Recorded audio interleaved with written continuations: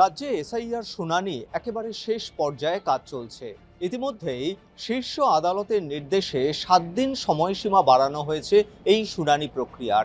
সেক্ষেত্রে চূড়ান্ত ভোটার তালিকা প্রকাশ যে 14ই ফেব্রুয়ারির নির্দিষ্ট দিন ছিল সেই দিনকে হচ্ছে না।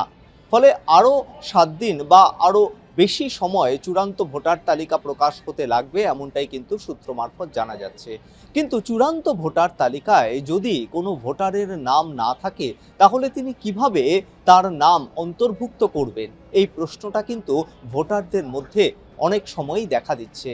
তার কারণ দেখা যাচ্ছে হয়তো তিনি শুনানিতে উপস্থিত হয়েছেন, শুনানিতে তার প্রয়োজনীয় নথি জমা দিয়েছেন, কিন্তু কোথাও গিয়ে প্রশাসনিক গাফিলতির কারণে তার নাম চূড়ান্ত ভোটার তালিকায় জায়গা পায়নি।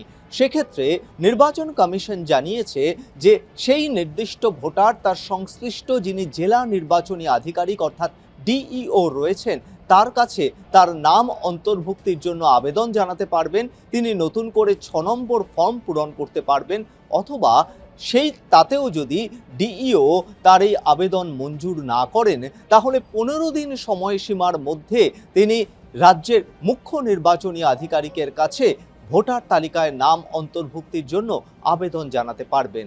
ফলে একদিকে যেরকম শুনানিতে অনুপস্থিত থাকার দরুন নাম বাদ যাওয়ার একটা সম্ভাবনা রয়েছে, তার পাশাপাশি কিন্তু দেখা যাচ্ছে যে শুনানিতে উপস্থিত থেকেও অনেক ক্ষেত্রেই প্রশাসনিক জটিলতার কারণে নাম বাদ যাচ্ছে চূড়ান্ত ভোটার তালিকা থেকে।